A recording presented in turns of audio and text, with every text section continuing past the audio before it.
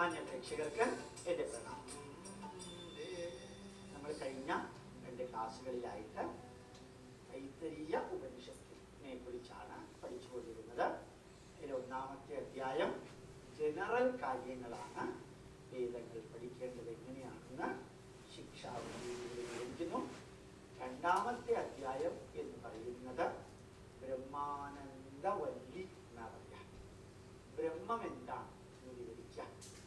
ബ്രഹ്മം എന്ന് പറഞ്ഞാൽ നത്ര ചക്ഷുർഗച്ഛതി ന വാഗ്ഗച്ഛതി നോ മനഃ ന വിദ്മോ ന വിജാനീമോ യദൈതദനുശിഷ്യാത്. എല്ലാവരും മന്ത്രം. നത്ര ബ്രഹ്മത്തെ കുറിച്ച് വിവരിക്കാൻ കണ്ണ് അവിടെ എത്തില്ല. കണ്ണുകൊണ്ട് ബ്രഹ്മത്തെ കാണാൻ സാധ്യമല്ല. ന വാഗ്ഗച്ഛതി, വാക്കുകൾ കൊണ്ട് വിവരിക്കാൻ സാധ്യമല്ല. നോ മനഃ, മനസ്സുകൊണ്ട് മനനം ചെയ്യാൻ സാധ്യമല്ല. ന വിദ്മോ, അറിയാവുന്നവരാരുമില്ല. ന വിജാനീമോ, അറിയിക്കാൻ കഴിവുള്ളവരാരുമില്ല. ഇത് അനുശിഷ്യ, പിന്നെ ഞാൻ എങ്ങനെയാണ് നിങ്ങളെ ഇതൊക്കെ പഠിപ്പിക്കുക എന്ന ഉജ്ജ്വലമായ ചോദ്യം ഈ നിമിഷത്തിലുള്ളതാണ്. അതേപോലെ മറ്റൊരു സ്ഥലത്ത് പറയുന്നുണ്ട്, നത്ര സൂര്യോപാധി. ആ ബ്രഹ്മചൈതന്യത്തിന്റെ മുന്നിൽ സൂര്യപ്രകാശം ഒന്നുമല്ല, മെഴുകുതിരി മാതിരിയേ ഉള്ളൂ. ന ചന്ദ്രതാരകം, ചന്ദ്രനും നക്ഷത്രങ്ങളും അവിടെ പ്രകാശിക്കുന്നില്ല.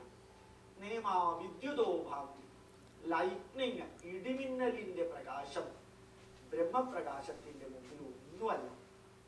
കുതോയം അഗ്നിഹി, പിന്നെയാണോ വിളക്ക് കത്തിക്കുന്ന അഗ്നിയുടെ പ്രകാശം, അത് ഒന്നുമല്ല. തമേവ ഭാന്തം അനുഭാതി സർവം, സർവ ചരാചരത്തെയും അത് പ്രകാശമാനമാക്കുന്നു. തമേവ ഭാഗം, തന്നെത്താണ് പ്രകാശിക്കുന്നു. അനുഭാതി സർവം, എല്ലാത്തിനെയും പ്രകാശമാനമാക്കുന്നു. തസ്യ ഭാസ വിശ്വമിതം വിഭാതി, അതിന്റെ പ്രകാശം കൊണ്ട് ഈ കോസ്മോസ്, യൂണിവേഴ്സ് മുഴുവനും പ്രകാശിക്കുന്നു. അതാണ് ബ്രഹ്മം എന്ന് വിവരിക്കുന്നില്ല. ഞാൻ ഈ വിവരണം കേൾക്കുന്ന അമൃത ടിവിയിലെ പ്രേക്ഷകരോട് ഇന്നുവരെ നടത്താത്ത ഒരു അഭ്യർത്ഥന നടത്താൻ, നിങ്ങൾ കടോപനിഷത്തും തൈത്തരീയോപനിഷത്തും ഒന്ന് പഠിക്കണം. സാധിക്കുമെങ്കിൽ ശ്വേതാശ്വേതരോപനിഷത്ത്. അറിയാതെ നിങ്ങൾ കരയും, നെഞ്ചു പിടയ്ക്കുക. കാരണം അത്രയും ഗഹനമായ മന്ത്രമാണ്. എത്ര ഗംഭീരമായിട്ടുള്ള ഒരു എക്സ്പ്ലനേഷൻ തൈത്തരീയോപനിഷത്തിലൂടെ കാണാൻ സാധിക്കും. എവിടെയെല്ലാം പോകുന്നു. മനോരണീയാൻ മഹതോ മഹീയാൻ ആത്മാഗുഹായാം നിഹിതോസ്യ ജന്തോ തമക്രതോ പശ്യതി വീതചോകോ ധാതുപ്രസാദാൻ മഹിമാനമീശം എന്നൊക്കെ പറയുന്ന സന്ദേശങ്ങൾ ഇപ്പൊ ഞാൻ പറഞ്ഞത് മഹാനാരായണ ഉപനിഷത്തിലുള്ളതാണ്. അതിന്റെ എല്ലാ സന്ദേശം വന്നിരിക്കുന്നത് തൈത്തരീയോപനിഷത്തിലാണ്. ബ്രഹ്മാനന്ദവല്ലി എന്ന് പറയുമ്പോൾ ഈ ഉപനിഷത്ത് പഠിച്ച് അവസാനം അയാള് തന്നെ ഉപനിഷത്തായി മാറുന്ന ഒരവസ്ഥയുണ്ട്. ഉപ എന്ന വാക്കിന്റെ അർത്ഥം അടുത്ത, നിഷത്ത് എന്ന് പറഞ്ഞ വാക്കിന്റെ അർത്ഥം ചെന്നു ചേരുക, അടുത്ത് ചെന്ന് ചേരുക. പക്ഷെ അതായി തീരുക, അത് സാധാരണഗതിയിൽ സാധ്യമല്ല. അത് തൈത്തരീയോപനിഷത്തിലും ശ്വേതാശ്വേതരോപനിഷത്തിലും, ഇപ്പൊ ഞാൻ പറയുന്ന തൈത്തരീയോപനിഷത്ത് മാത്രം, അതൊന്ന് വായിച്ചാൽ അത്യത്ഭുതകരമായ ഒരു അനുഭൂതിയാണ് ഉണ്ടാവുക. ലോകത്തിലെ മറ്റേത് പുസ്തകം വായിച്ചാലും കിട്ടാത്ത ഒരു അനുഭൂതി. ആദ്യം വായിക്കുമ്പോൾ ഒന്നും മനസ്സിലാവില്ല കേട്ടോ. പിന്നെ വായിച്ചു വരുമ്പോ ശരിക്കും ആ ബ്രഹ്മാനന്ദം എന്ന് പറയുന്നത് ഈ 21ാം നൂറ്റാണ്ടിൽ ഇതൊക്കെ പഠിക്കണോ ഗോപാലകൃഷ്ണൻ സാറ് എന്ന് ചോദിച്ചാൽ ഞാൻ പറയാറുണ്ട്, ഇതൊന്നും പഠിച്ച് സ്വർഗത്തിലേക്ക് പോകാനൊന്നും അല്ല ഇത് പഠിക്കുന്നത്.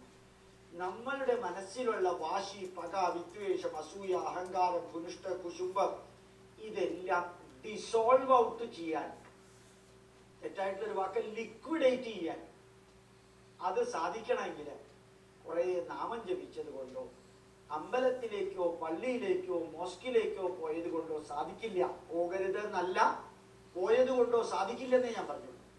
പക്ഷെ അതിനപ്പുറത്ത് ഈ ഉപനിഷത്തിന്റെ ബ്രഹ്മാനന്ദവല്ലി ഒന്ന് വായിച്ച് അതിൽ പറഞ്ഞിരിക്കുന്നത് ബുദ്ധിക്കും യുക്തിക്കും ശാസ്ത്രത്തിനും അനുസരിച്ചൊന്ന് ചിന്തിച്ച്, ഞാൻ ഇടയ്ക്ക് പറയാറുള്ള ഒരു വരി പറയുന്നു, നിങ്ങൾ ഏത് വിഭാഗത്തിൽപ്പെട്ട മനുഷ്യനാകട്ടെ, നിങ്ങൾക്ക് അതൊന്ന് വായിച്ച് മനസ്സിലാക്കാൻ സാധിച്ചാൽ, I assure you and reconfirm you that ആ ബ്രഹ്മാനന്ദത്തിന്റെ ഒരു അംശം നിങ്ങൾക്ക് കിട്ടാതിരിക്കില്ല.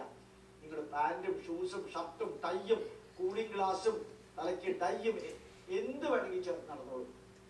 ഉള്ളിന്റെ ഉള്ളില് ഈ ബ്രഹ്മാനന്ദവല്ലി എന്ന 2ാമത്തെ അധ്യായത്തിൽ നിന്ന് കിട്ടുന്ന അനുഭൂതി, ആ പുസ്തകം വളരെ കോമൺ ആയിട്ട് അവൈലബിൾ ആണ്, എവിടെ വേണമെങ്കിലും അവൈലബിൾ ആണ്, വ്യത്യസ്ത ഭാഷയിൽ അവൈലബിൾ ആണ്, കോസ്റ്റ്ലി അല്ല, ചെറിയ പുസ്തകമാണ്. അത് ഒന്ന് വായിച്ച് മനസ്സിലാക്കണം എന്ന് 2ാമത്തെ അധ്യായം വായിക്കുമ്പോൾ നിങ്ങൾക്ക് മനസ്സിലാവും. എടുത്തു പറയുന്നു, ആദ്യം വായിക്കുമ്പോൾ കുറേ ബുദ്ധിമുട്ടുണ്ടാവും. സാരില്ല, ചരൈവേദി മുമ്പോട്ട് പോവുക. ആദ്യം വായിക്കുമ്പോൾ മനസ്സിലാവില്ല, പിന്നെ വായിക്കുമ്പോൾ മനസ്സിലാക്കാൻ ശ്രമിക്കണമെന്ന്. അങ്ങനെ മുമ്പോട്ട് പോകാൻ സാധിക്കട്ടെ എന്ന് പ്രാർത്ഥിച്ചുകൊണ്ട് തൈത്തരീയോപനിഷത്തിലെ 3 അധ്യായങ്ങളിൽ 1ാമത്തേത് ശിക്ഷാവല്ലി, 2ാമത്തേതിൽ ബ്രഹ്മാനന്ദവല്ലി, 3ാമത്തേത് ഭൃഗുവല്ലി അടുത്ത ക്ലാസ് എന്ന് പറഞ്ഞാൽ അടുത്ത ബുധനാഴ്ചയിൽ നമ്മളിത് കേൾക്കുന്നുണ്ടാവും. നാളെ നമ്മൾ കേൾക്കുന്നത് ഭാരതീയ ശാസ്ത്ര സാങ്കേതിക പൈതൃകത്തിനെ കുറിച്ചിട്ടായിരിക്കും എന്ന് ഓർമ്മിപ്പിച്ചുകൊണ്ട്